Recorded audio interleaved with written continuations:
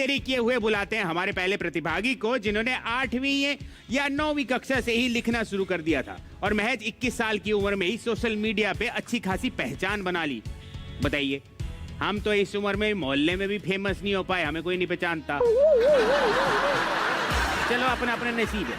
स्वागत कीजिए, आ रहे हैं कान्हा कंबोज, पलवल हरियाणा से। कान्हा जी,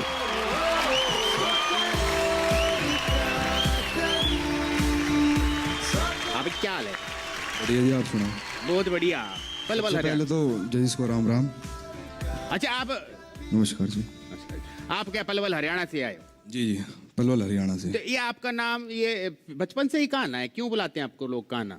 जी, बचपन में मेरी माँ ने धरा था ये नाम, प्यार प्यार में रख दिया। हाँ। पर दिक्कत ये है कि अब उन्हें हरकतें भी कान्हा वाली मिल रही है, तो बहुत दुखी है बेचारी फिलहाल। तो हमारे गुरुजी क्या शुरू करें इनके साथ हम? कान्हा जी, आप रेडी हैं? जी बिल्कुल रेडी हूँ। चलो फिर, all the best. Thank you. Okay.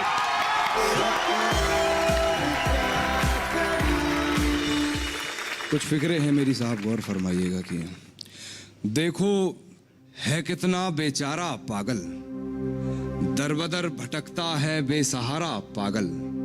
देखो है कितना बेचारा पागल, दरबदर भटकता है बेसहारा पागल।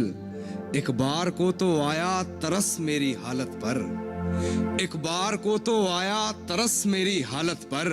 फिर उन्होंने कहा मुझे दोबारा पागल, फिर उन्होंने कहा मुझे दोबारा पागल। अच्छा है। अभी ना टेक पैर पानी की सतह पर, अभी ना टेक पैर पानी की सतह पर।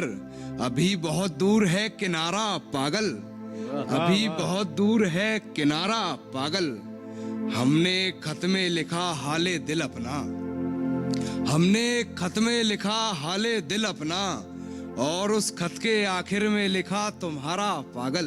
वाह वाह वाह। और उस खत के आखिर में लिखा तुम्हारा पागल। मैं चाहता था किससे इश्क के मशहूर हों, मैं चाहता था किससे इश्क के मशहूर हो। किसे करना था बस यहाँ गुजारा पागल, किसे करना था बस यहाँ गुजारा पागल। वो तो गाँव में है फिर ये किसने, वो तो गाँव में है फिर ये किसने, उसकी आवाज में हमें पुकारा पागल। वाह वाह वाह। उसकी आवाज में हमें पुकारा पागल। अब तो जहन तक से पागल हो गया है कान्हा, अब तो जहन तक से पागल हो गया है कान्हा। अब तो क्या ही बनाओगे तुम हमारा पागल। शुक्रिया। वाह वाह। बहुत बढ़िया।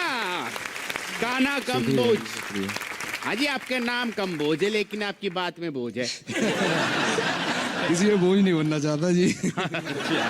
तो चलते हमारे गुरुजी की तरफ से, उनसे पूछते कैसी लगी। मुझे सबसे अच्छी बात क्या लगी, जिस सादगी से तुमने अपनी बात कही। न तो प्रेजेंटेशन में तुमने बहुत मेलोड्रामा किया, न तो तुम्हारी शायरी में कहीं कोई मेलोड्रामा था। तुमको मालूम था एक सच्ची बात है जो दिल से निकली है तो दिल तक पहुंचेगी ही, और उसी अंदाज से तुमने सुनाया, और तुम्हारा भविष्य बहुत सुरक्षित दिख रहा है मुझे। शुक्रिया साहब, शुक्रिया।